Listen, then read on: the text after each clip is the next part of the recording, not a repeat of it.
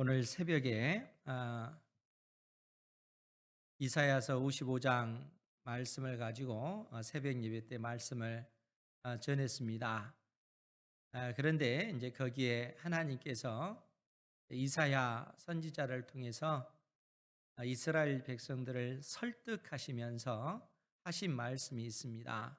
그 말씀이 뭐냐면 오늘처럼 비가 이렇게 촉촉이 내릴 때, 즉 하늘에서 비가 이 땅에 내려서 땅을 촉촉히 젖게 하고, 이 촉촉이 젖은 땅은 땅 속에 있는 그 씨앗들을 싹 틔우고, 싹 틔운 그 씨앗은 자라서 열매를 맺게 된다는 겁니다.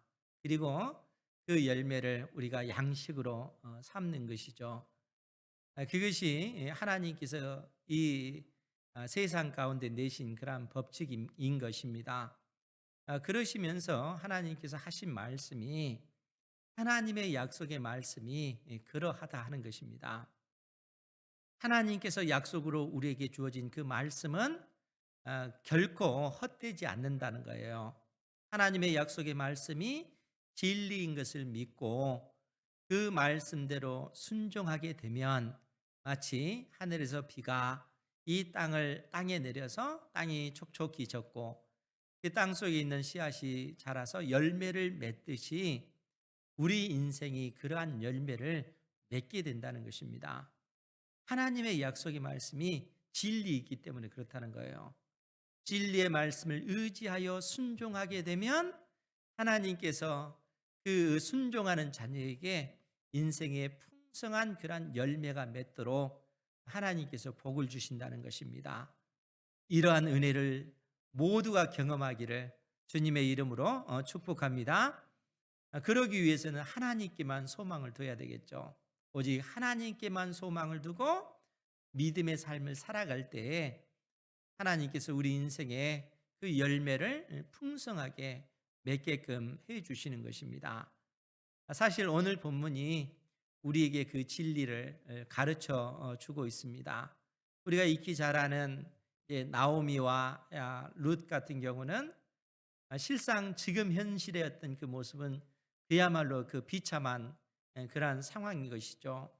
나오미 같은 경우는 남편인 엘리멜렉이 죽었고 두 아들마저도 다 죽은 상태. 그래서 그 스스로 홀로 됐을 뿐만 아니라 홀로 된 그 며느리인 룻과 둘이 사는 이러한 그 비참한 그 모습입니다. 더더구나 룻 같은 경우는 이 보리와 이 밀 추수하는 이 시기에 새벽부터 나가서 또 밤 늦게까지 그 이삭 줄기를 통해서 양식을 구하고 있는 지금 그러한 그 모습이라는 거예요. 그러니까 그러한 어떤 그 삶을 살아가는, 죽지 못해서 생명을 연장할 수밖에 없으니까 그 양식을 구할 수밖에 없는 지금 그런 모습이잖아요. 그러니까 그러한 어떤 인생을 산다는 것이, 또 모든 소망이 끊겨진 가운데 산다는 것이 얼마나 힘겨운 그러한 삶이겠습니까? 그러니까 그러한 어떤 그 삶 가운데 있는 그러한 나오미와 그 룻의 그 모습이라는 것이죠. 이런 상황 속에서 나오미가 어떻게 하면 그래도 이 절망적인 이 상황에서 소망을 가질 수 있을까 생각을 하는 것입니다. 더더구나 새벽부터 나가서 늦게까지 이삭 줍기를 하는 그 며느리를 봤을 때, 더더구나 뭐 남편도 없죠. 그 자식도 없는 그러한 며느리를 봤을 때 그 모습이 얼마나 안쓰럽겠습니까? 그러니까 이제 나오미가 생각을 하는 거예요. 어떻게 하면 이 룻에게, 며느리인 이 룻을 소망 있는 그러한 삶을 살 수 있도록 만들 수 있을까? 그 생각을 하는 것입니다. 그런 상황에서 오늘 나오미가 룻에게 그 얘기를 하는 것입니다. 1절 말씀에 보면 룻의 시어머니 나오미가 그에게 이르되 내 딸아 내가 너를 위하여 안식할 곳을 구하여 너를 복되게 하여야 하지 않겠느냐. 지금 나오미가 며느리에게 그 얘기를 하는 거예요. 내 딸아, 내가 너를 위하여 안식할 곳을 구하고 또 내가 복된 삶을 살도록 그렇게 만들어 줘야 되지 않겠느냐라는 그러한 얘기죠. 이 말이 무슨 의미인가라고 했을 때 내가 너를 위하여 안식할 곳을 구한다라는 그러한 얘기는 내가 너에게 남편을 얻게끔 해주겠다 그 얘기입니다. 내가 너를 남편을 얻게끔 해주고 내가 남편을 의지하면서 그 가정을 꾸려나가는 것이 진정한 너의 안식이 되지 않겠느냐. 그것이 너의 삶을 소망 있게 만드는 것이 아니냐. 지금 그 얘기를 하고 있는 것입니다. 그러니까 나오미가 룻에게 너에게는 남편이 있어야 된다. 그러니까 네가 남편을 얻는 것이 네가 남편을 의지해서 사는 것이 그것이 복된 삶이다. 그렇게 이야기하고 있는 것입니다. 그러면서 하는 얘기가 너를 복되게 하여야 하지 않겠느냐. 그것이 너의 복된 삶이 되지 않겠느냐 그 얘기입니다. 그런데 여기서 너를 복되게 하여야 한다라고 하는 이 표현은 단순히 어떤 하나님께서 너에게 복 주시기를 원한다라고 하는 막연한 추상적인 의미에서 그 복이 아닙니다. 우리가 신명기 6장 3절 이하의 그 말씀을 보면 하나님께서 이스라엘 백성과 언약을 맺고 나서 하나님께서 그 약속을 주십니다. 만일 너희들이 나와 맺은 언약에 충성하면 신실하면 즉 하나님의 언약법인 하나님의 약속의 말씀을 붙잡고 그 말씀에 온전히 순종하게 되면 내가 복을 받고 이 땅 가나안 땅에서 내가 크게 번성하리라. 크게 번성하는 것이 복이라는 거예요. 그런데 크게 번성한다는 것이 뭐냐면은 자손들이 번성한다는 그 얘기입니다. 그러니까 나오미가 룻에게 정말 간절히 바라는 거, 룻이 안정된 삶을 살아가기 위해서는 그에게 남편이 있어야 되고 그 남편과의 사이에서 많은 자손들이 번성해지는 거, 그것을 나오미가 간절히 바라는 거라는 거예요. 그래서 룻에게 그 얘기를 하는 것입니다. 너에게 남편이 있어야 된다. 그리고 나의 간절한 소망은 그리고 그 남편과 사이에서 많은 어떤 후손들이 번성하는 것이다. 그 얘기를 하는 것입니다. 그러면서 나오미가 어떤 얘기를 하냐면 2절 말씀에 내가 함께 하던 하녀들 즉 보아스의 밭에서 일하는 그 여자 그 일꾼들을 둔 보아스는 우리의 친족이 아니냐라고 그렇게 얘기하는 겁니다. 보아스가 바로 우리의 친족이라는 거예요. 친족이라고 하는 말이 무슨 의미입니까?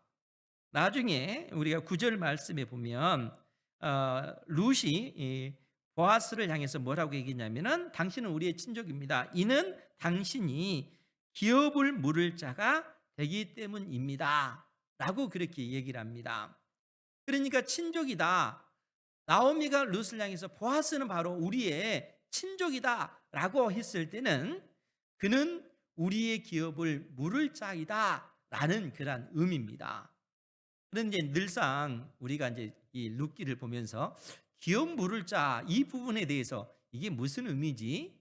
이런 생각들을 하시는 것 같아요. 기업을 물은다라고 하는 것은 기업이라고 하는 것은 땅을 이야기합니다. 땅.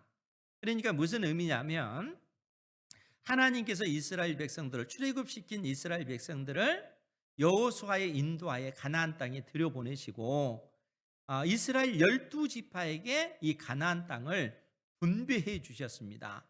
땅을 분배를 해 주셨어요. 그러시면서 하나님께서 뭐라고 말씀하셨냐면 땅은 하나님의 것이다.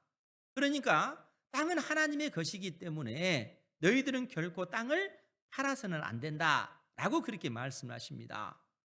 그러니까 가나안 땅에 들어간 이스라엘 백성들은 모든 그 가정이 땅을 다 분배를 받은 거예요. 하나님께로부터 땅의 분배를 받았기 때문에 그 땅을 자기의 소유로 삼은 것입니다. 그리고 그 땅은 결코 팔아서는 안 되고 끊임없이 그 땅은 자자손손 그 땅은 후손들에게 대물림을 해줘야 되는 겁니다. 하나님께서 땅 자체는 결코 팔지 못하도록 그렇게 하신 것이죠. 그런데 사랑하는 성도 여러분, 우리가 인생을 살아가다 보면 예기치 못하는 인생의 그 어려움들이 있죠. 땅을 팔고 싶지는 않지만 땅을 팔 수밖에 없는 절박한 그러한 상황 가운데 처하게 될 때가 있다는 거예요. 그래서 어쩔 수 없이 어떤 사람이 그 땅을 팔게 되면 그 사람은 가난해질 수밖에 없는 것이죠. 땅이 없으니까. 모든 경제의 그 원천인 땅이 없어지니까. 그럴 때 이 땅이 없어졌을 때 이 가난한 형제를 위해서 가장 가까운 친족, 이 형제의 가장 가까운 친족은 형제겠죠. 그죠? 형제 간의 관계는 이촌이잖아요. 이촌 관계잖아요. 그러니까 이촌이 이 가난해진 형제를 위해서 그 땅을 사서, 자기가 그 땅을 사서 그 땅을 형제에게 다시 돌려주는 것입니다. 그것을 땅을 무른다 그 얘기입니다. 팔았던 그 땅을 다시 값을 주고 사서 그 땅을 물러서 다시 가난해진 형제에게 그 땅을 다시 되돌려 주는 것입니다. 그것을 기업 물을 자, 그러한 의무를 가진 자가 기업 물을 자라는 거예요. 팔렸던 그 땅을 다시 사서 이 가난한 형제에게 그 땅을 회복시켜 주는 거, 그 역할을 하는 사람이 기업 물을 자라는 거예요. 그리고 그 기업 물을 자는 순서가 있는데 가장 가까운 친족순으로 되어져 있는 겁니다. 형제가 그 일을 감당해야 되고, 형제가 못하면 삼촌이 해야 되고, 삼촌이 못하면 사촌, 오촌, 육촌, 이렇게 순서대로 기업 물을 자의 그 의무가 친족들에게 주어진 거예요. 그러니까 지금 나오미가 룻에게 지금 하는 얘기가 뭐냐면, 내가 너를 위하여 안식한 곳을 구하여 너를 복되게 하여 하지 않겠느냐. 너와 함께 하던 하녀들을 둔 보아스는 우리의 친족이 아니냐. 그는 우리의 기업을 물을 자라는 거예요.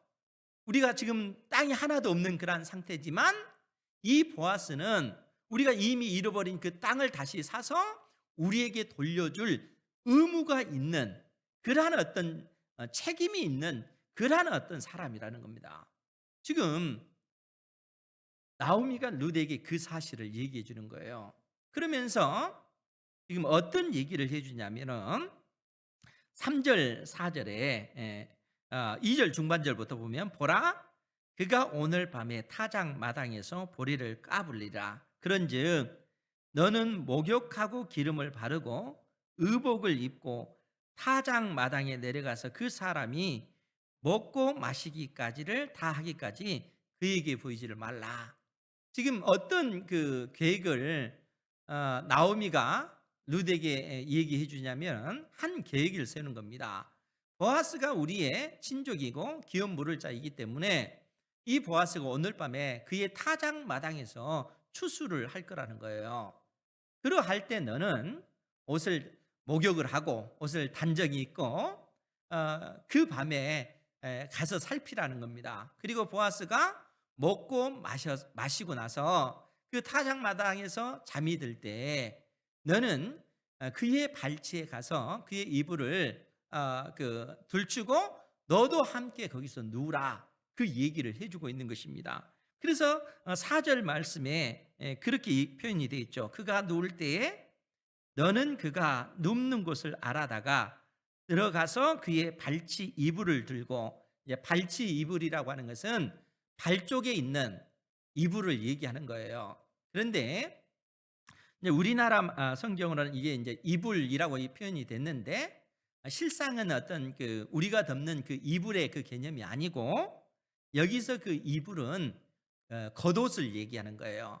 그러니까 이스라엘 사람들은 이 밤과 낮의 그 기온차가 굉장히 크기 때문에 큰 겉옷을 입는데, 한밤에 이 기온이 뚝 떨어지기 때문에 그 겉옷을 이불로 삼아서 그렇게 덮는 것입니다. 그렇지 않으면 그 추위를 이겨내지를 못하는 것이죠. 그러니까 나오미가 지금 그 룻에게 가르치는 말이, 그의 발치 이불을 들고 거기 너도 누우라. 그러면은 그 사람 보아스가 내게 할 일을 가르쳐 줄 것이다 라고 그렇게 말해 주는 것입니다. 그러할 때 룻이 시어머니에게 이르되 어머니의 말씀대로 내가 다 행하겠습니다 이렇게 이야기를 하는 것이죠. 그래서 그 밤에 타작마당에 갔더니 과연 보아스가 타작마당에서 추수를 하고 그리고 나서 먹고 마시고 이제 그 추수한 한 단 곁에서 누워서 잠을 자는, 그래서 겉옷으로 그를 덮고 자는 그러한 그 모습을 보여주고 있습니다. 그러할 때 8절부터 볼게요. 8절. 밤중에 보아스가 놀라 몸을 돌이켜 본즉 한 여인이 자기 발치에 누워 있는지라. 우리 9절 말씀 같이 한번 볼까요? 시작. 이르되 내가 누구냐 하니 대답하되 나는 당신의 여종 룻시오니 당신의 옷자락을 펴 당신의 여종을 덮으소서. 이는 당신이 기업을 물을 자가 됨이니이다. 아멘. 그러니까 한밤중에 자기 발치에 웬 여인이 누워 있으니 보아스가 얼마나 놀랬겠습니까? 깜짝 놀래서 내가 누구냐라고 했을 때 룻이 그렇게 대답을 합니다. 나는 당신의 여종 룻이오니 당신의 옷자락을 펴 당신의 여종을 덮으소서. 여러분, 이 표현이 어떤 의미냐면 나는 이제 당신에게 종속되었습니다. 나를 아내로 삼아 주십시오 라고 하는 청혼의 내용이라는 거예요. 실상 룻이 보아스에게 청혼의 내용을 지금 청혼하는 그 모습을 보여주고 있습니다. 그런데 여기서 우리가 주목해야 될 것이 뭐냐면 나는 당신의 여종 룻이오니 당신의 옷자락을 펴 당신의 여종을 덮으소서. 이 옷자락이라고 하는 이 단어인데 이 옷자락이라고 하는 이 히브리 말이 카나프라고 하는 단어입니다. 카나프라고 하는 단어가 옷자락이란 뜻이에요. 그런데 또 다른 의미가 있는데 그 말은 날개라고 하는 뜻입니다. 날개. 그러니까 이 말이 무슨 얘기냐 하면 이미 룻기 2장 12절 말씀에 보면 보아스가 룻에게 한 말이 있습니다. 룻기 2장 12절에 보면 여호와께서 내가 행한 일에 보답하시기를 원하며 이스라엘의 하나님 여호와께서 그의 날개 아래에 보호를 받으러 온 내게 온전한 상 주시기를 원하노라. 여기서 여호와께서 그의 날개 아래라고 할 때 날개가 카나프라고 하는 단어입니다. 그러니까 지금 보아스가 이방 여인인 이 룻, 정말 하나님 앞에 은혜를 받을 자격이 없는 이방 여인이지만 그래도 하나님께 소망을 두고 이 약속의 땅 가나안 땅에 온 이 룻에게 보아스가 뭐라고 얘기했냐면 내가 하나님 앞에 은혜를 입기 위하여 하나님의 그 보호함을 받기 위하여 이 땅에 온 것이 아니냐. 하나님께서 크신 날개를 펴서 너를 보호해 주시기를 원한다. 그 날개로 너를 덮어 주시기를 원한다. 지금 보아스가 룻에게 그 얘기를 하고 있는 겁니다. 그러니까 모든 소망이 끊겨진 그러한 절망적인 그 상황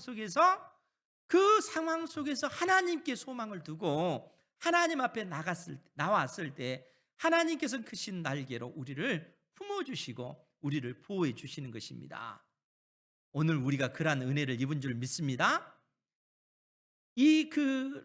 룻이 지금 하나님 앞에 약속의 땅에 그의 어머니 시어머니 나오미를 따라서 왔을 때 보아스가 그 얘기를 해주고 있는 거예요. 그런데 오늘 이 본문의 말씀 3장 9절 말씀에서 지금 이 룻이 보아스에게 하는 얘기가 뭐냐면 나는 당신의 여종 룻이오니 당신의 옷자락을 당신의 날개를 펴 당신의 여종을 보호해 주십시오 라는 얘기예요. 그러니까 나는 당신에게 속했습니다. 그러니까 당신이 당신의 날개를 펴서 나를 보호해 주십시오 라고 요청하는 거예요. 그러면서 그렇게 내가 당당하게 당신에게 요청하는 그 이유가 뭐냐? 그 이유는 바로 당신이 기업을 물을 자가 됨이니이다. 당신이 기업 물을 의무가 있기 때문에 그렇다는 거예요. 그러니까 이미 우리는 모든 소망이 끊겨진 상태고 나에게는 시어머니 나오미와 나밖에 없다는 거예요.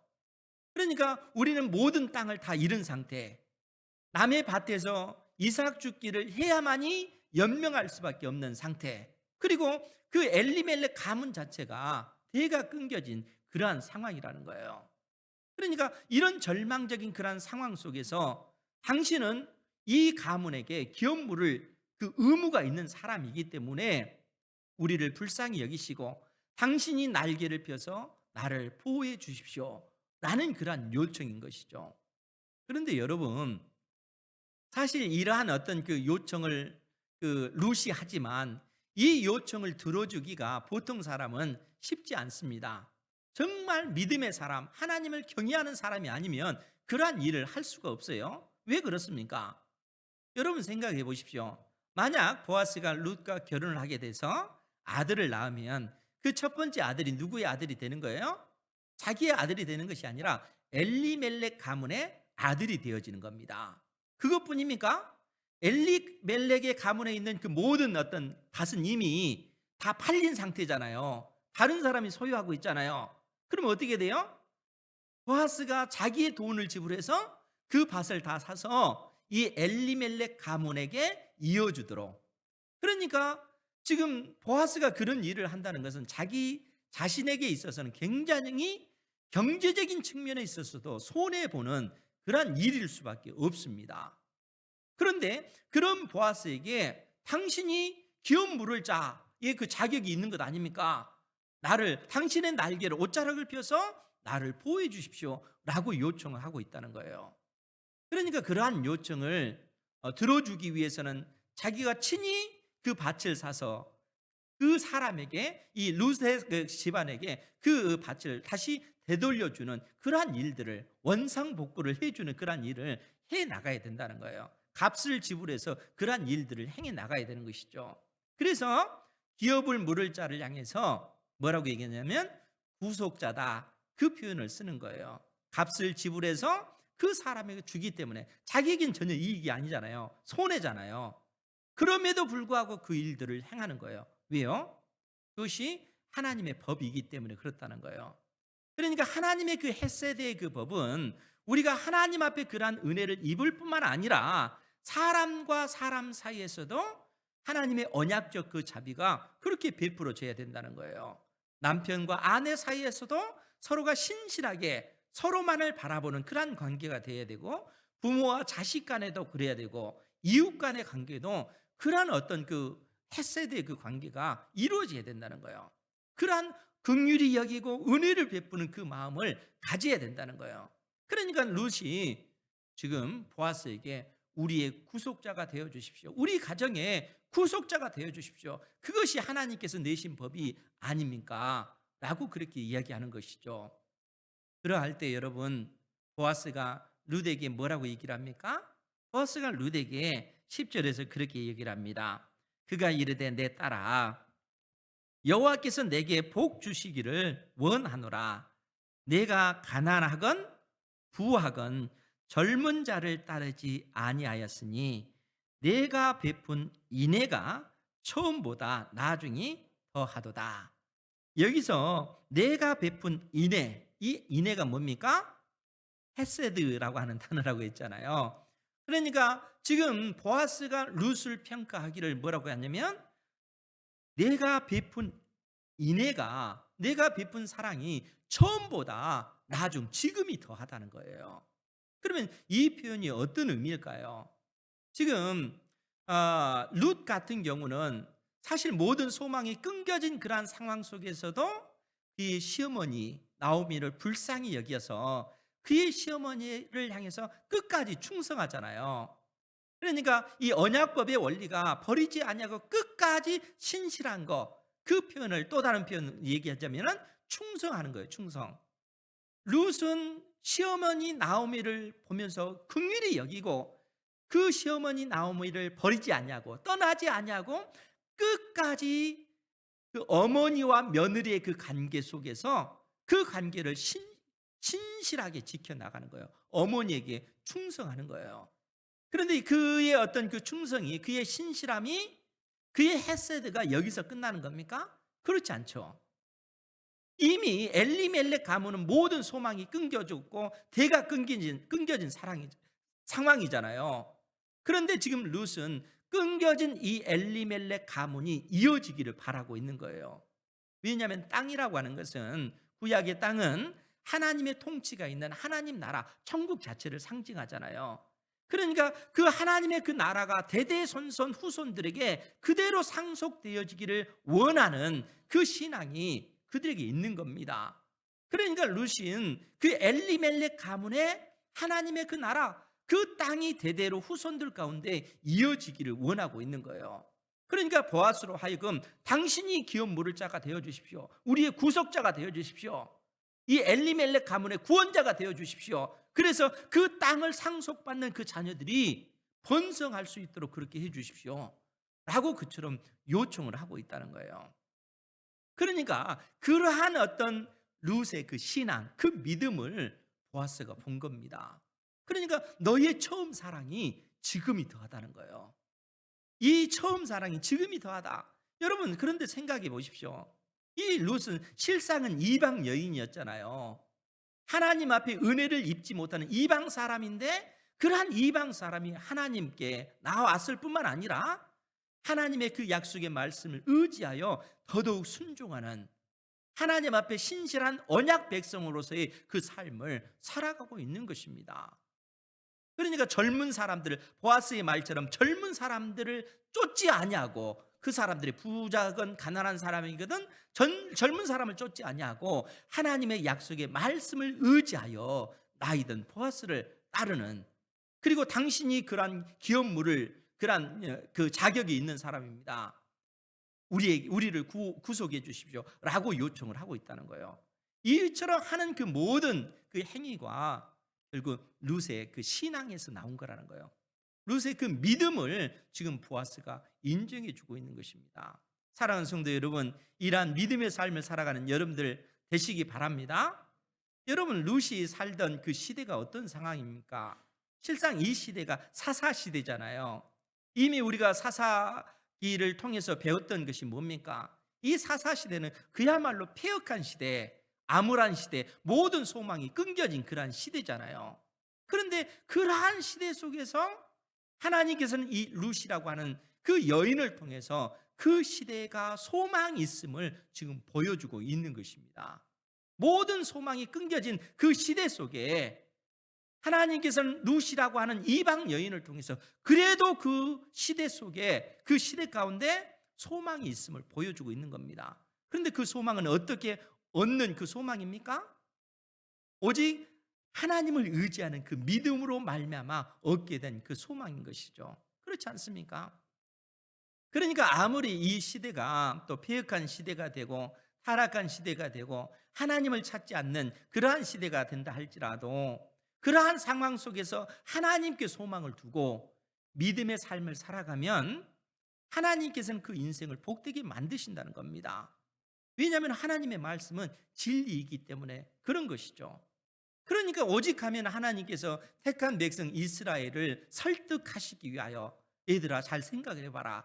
하늘에서 비가 내리지 않느냐? 그 비가 땅에 내렸을 때 땅이 촉촉해졌고, 그 촉촉해진 그 땅에서 그 씨앗이 자라서 풍성한 곡식을 맺지 않느냐? 비가 내리기 때문에 그렇다는 거예요. 하나님의 약속의 말씀은 그처럼 변하지가 않는다는 거예요. 공허하지가 않다는 거예요. 하나님의 약속이 진리인 것을 믿고 순종의 삶을 살아가면, 언약 백성답게 살아가면 그 사람을 통해서 그 시대가 소망 있는 시대가 되어진다는 거예요. 하나님께서 룻의 인생을 통해서 그 시대를 살리는 것입니다. 그러면 룻이 가지고 있는 그 형편은 뭡니까? 그가 지식이 있습니까? 많은 재물이 있습니까? 아무것도 없잖아요. 그야말로 그 남의 밭에서, 그 추수하는 밭에서 쫓아다니면서 이삭 죽기를 하면서 연명할 수밖에 없는 그러한 상황 속에 있는 여인입니다. 그런데 어떻게 해서 하나님께서 그 여인을 쓰십니까? 그 절망적인 상황 속에서도 오직 하나님께 소망을 두기 때문에 그렇다는 거예요. 오직 하나님께 소망을 두면 하나님께서 그것을 헛되게 만들지 않으신다는 거예요. 모든 소망이 끊겨져 있는 것처럼 보여지는데 하나님께서 놀랍게 은혜를 부어주셔서 그의 자손이 번성하는 그러한 어떤 상황을 하나님께서는 만드시는 것입니다. 왜요? 하나님은 전지하시고 전능하신 하나님이시기 때문에 그렇다는 것이죠. 아무것도 없는 그러한 상태에서도 많은 것들을 만들어내시는 능력의 하나님이시기 때문에 그러한 것입니다. 룻이 하나님 앞에 그러한 어떤 신앙을 보여주고 있는 것이죠. 그리고 보아스가 룻의 중심에 있는 그 신앙을 본 것입니다. 그러면서 뭐라고 얘기합니까? 11절 말씀에 그리고 이제 내 딸아 두려워하지 말라. 내가 내 말대로 내게 다 행하리라. 내가 현숙한 여자인 줄을 나의 성읍 백성이 다 아느니라. 지금 보아스가 룻을 향해서 너는 현숙한 여인이다. 여러분 왜 이러한 표현을 하겠어요? 어떻게 보면 이러한 상황을 보면 룻 자체를 보면은 현숙한 여인이 아닌 것처럼 보여지잖아요. 한밤중에 그 외간 남자의 어떤 발치에 들어가서 눕는다는 이 자체가 현숙한 여인의 모습이 아닌 것처럼 보여지잖아요. 그런데 그 중심에 어떤 생각이 있는 겁니까? 하나님을 향한 그 신앙이 있다는 거예요. 보아스는 그것을 본 것입니다. 그러니까 룻을 향해서 내가 현숙한 여자다 하는 것은 나뿐만 아니라 이 성은 모든 사람들이 다 안다는 거예요.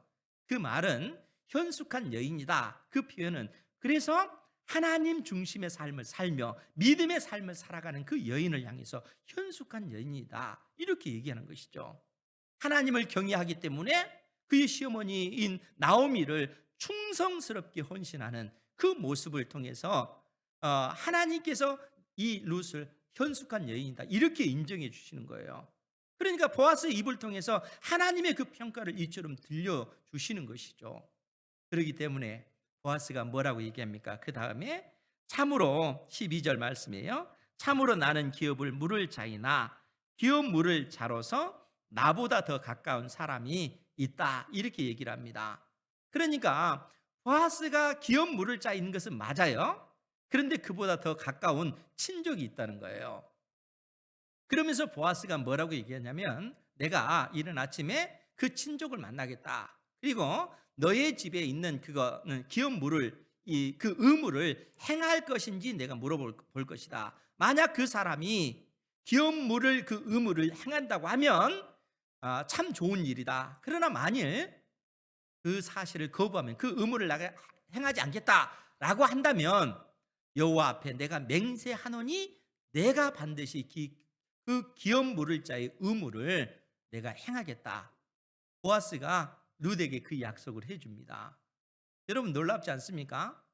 사실 그 믿음이 있다 할지라도 기업 물을 자의 그 의무를 행하기가 쉽지 않잖아요. 결혼을 해서 아들을 낳아서 그 엘리멜렉 가문의 이름에 그 대를 잇게 하고 또 모든 재산을 다 값주고 사서 다시 엘리멜렉 가문의 그 땅으로 되게 한다는 것, 이런 경제적인 그런 손실까지 감당하면서 그 일을 한다는 것이 쉽지 않는 것이죠. 그런데 보아스가 하나님 앞에 맹세하면서 내가 그 일을 행하겠다라고 그렇게 얘기를 해주는 겁니다. 그리고 나서 보아스가 이 룻에게 너의 겉옷을 펴라 해가지고 보리를 무려 6번 되어서 그에게 주면서 그의 시어머니에게 가져다 주라고 그렇게 얘기를 합니다.